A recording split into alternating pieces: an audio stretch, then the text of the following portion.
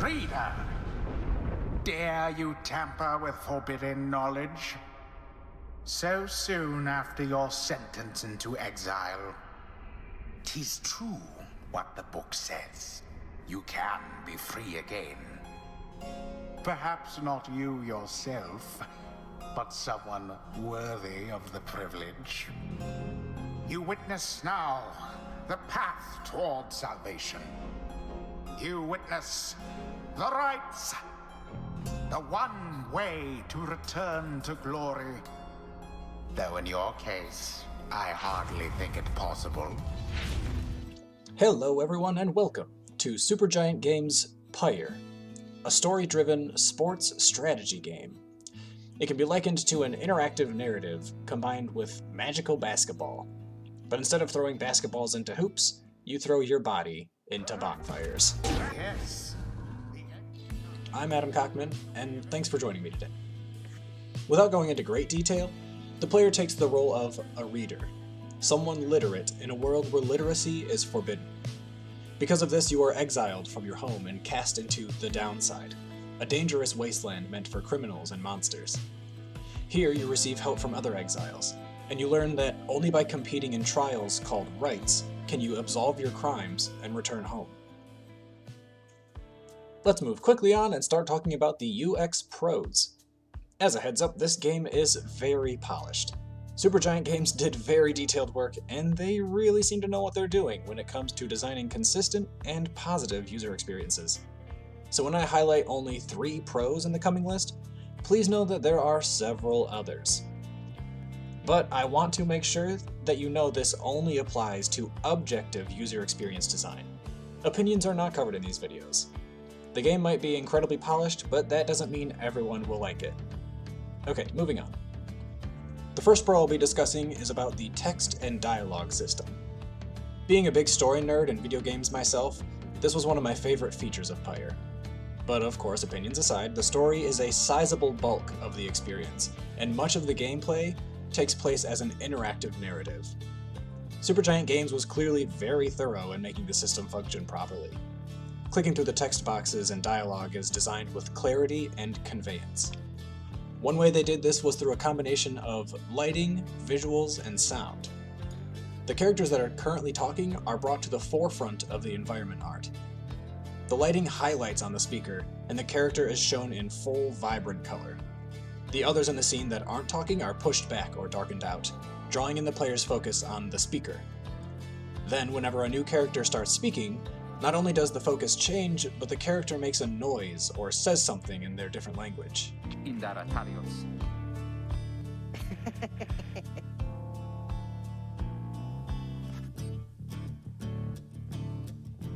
Tamarillos ta.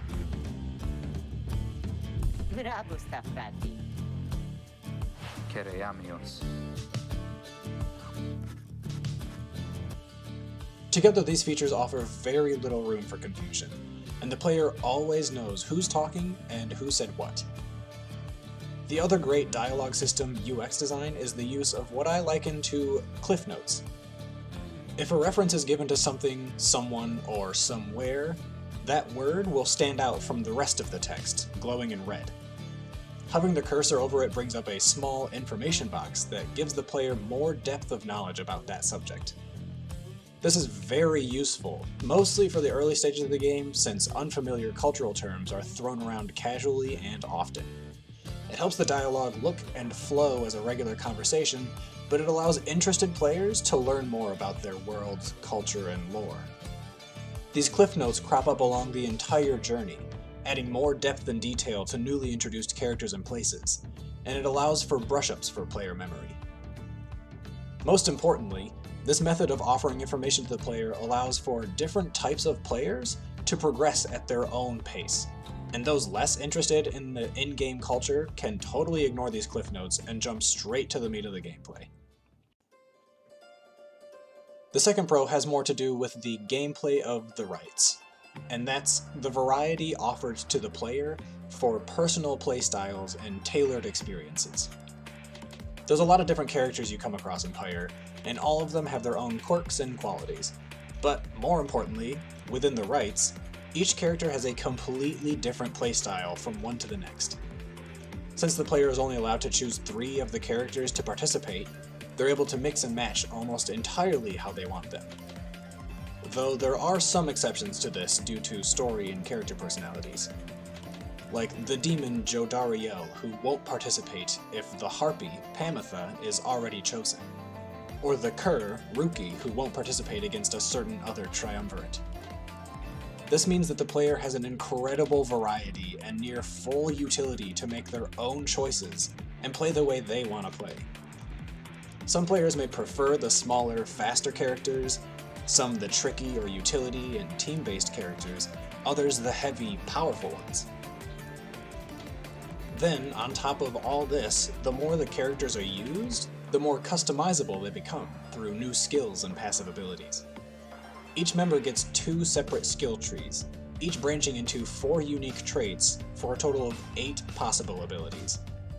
But since they're only able to max out at getting 4 of them, the characters themselves are further customizable and can be specialized for how the player prefers.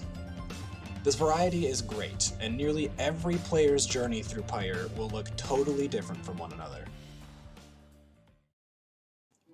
The last pro ties right into what I just talked about, and that's the game's mechanic for the loss of characters. A good example is seen in a similar game system, commonly known as permadeath, or the permanent loss of being able to use a character.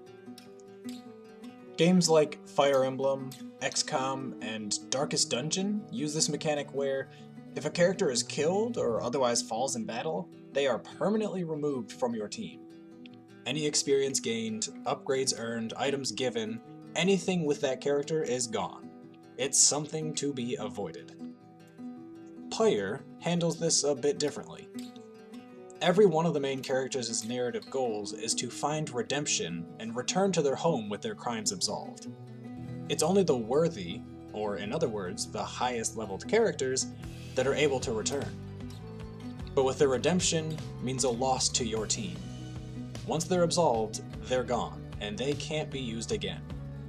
It's a unique system where, instead of the player steamrolling through the game with their best characters, the player's goal is to lose their best team members. This ends up making the game a bit more difficult, but it also provides an incentive for the player to send off their favorite characters as a reward for their efforts. And with them gone, the player must try new strategies. It's an unobtrusive mechanic that ends up forcing the player to step outside of their preferred playstyle without much argument, using the blanket of the engaging narrative to justify it. Pretty clever. Okay, so moving on to the cons list. As you could guess from what I said when I was introducing the pros, there's nothing really quote-unquote wrong with Pyre. It's polished, defined, and detailed, and it offers a ridiculously friendly user experience that gracefully edges the border between hand-holding and free play. But, as with my Hyperlight Drifter video, there's always something to be found that can be improved. Let me emphasize that with Pyre, I had to get very critical, look past the waves of good design, and find even the most minor flaws. But they still exist, and I'm here to help point them out. Just note that because they're pretty small, I won't spend as much time talking about them as I usually do. So, with that, the first con I'll mention deals with the inventory, and its lack of organization methods. Inventory systems can get pretty complex, but in Pyre's case, this one isn't really at all. It's a large box on the right side of the screen, where items are placed in a 6x7 grid. Pretty functional and utilitarian, but nothing especially optimized either. In terms of what items the players can get, it ranges from 1. Talismans, which can be equipped to characters for stat boosts, 2. Consumables, often to upgrade those talismans, and 3. Various vendor items to sell for money. This makes a lot of different items, some of which the player can have in abundance, and others being unique. Not being able to sort and organize these items in a convenient way, outside of dragging each item where you want it one by one, can feel pretty menial. While inventory sorting isn't a requirement, it adds a lot to the quality of life of gameplay. Having an option to condense these items or sort by category would improve the user experience of inventory management and item use. The second con I want to talk about actually has to do with one of the pros I mentioned earlier, the cliff notes. When a brand new topic is brought up, the red highlight will actually glow, a small animation that lets the player know that this hasn't been talked about before, or something has changed with an old cliff note. But this isn't always the case. Very rarely, the cliff note will show that same glow, signifying something new, but hovering over it shows the same information as the last time you read it. The note isn't supposed to be glowing. It doesn't impact gameplay directly, but it's inconsistent. Inconsistencies in design often project to the player more than the feature merits, and they can be hard to overlook. Oversights can often foster a negative image for both a game and the developers.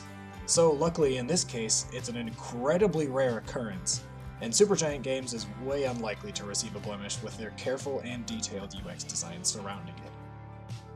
But it's still important to scour for them, and when I found myself hovering over a cliff note expecting something new, and seeing the same information I'd read maybe 3 times before, it felt a little misleading. And finally, quickly finishing up this list, Con 3 deals with a map design. On one of the arenas for the rights, the walls and obstacles aren't initially clear, creating a potential for a moment of miscommunication that can affect the gameplay.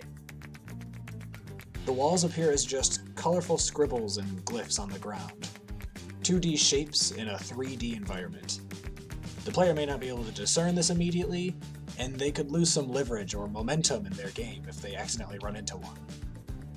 Granted, from that point on, they'll learn to avoid these, knowing that colorful 2D glyphs are obstacles, but the initial misunderstanding is something that could be avoided either through clearer visuals or in a calmer situation where it's okay to bump into them.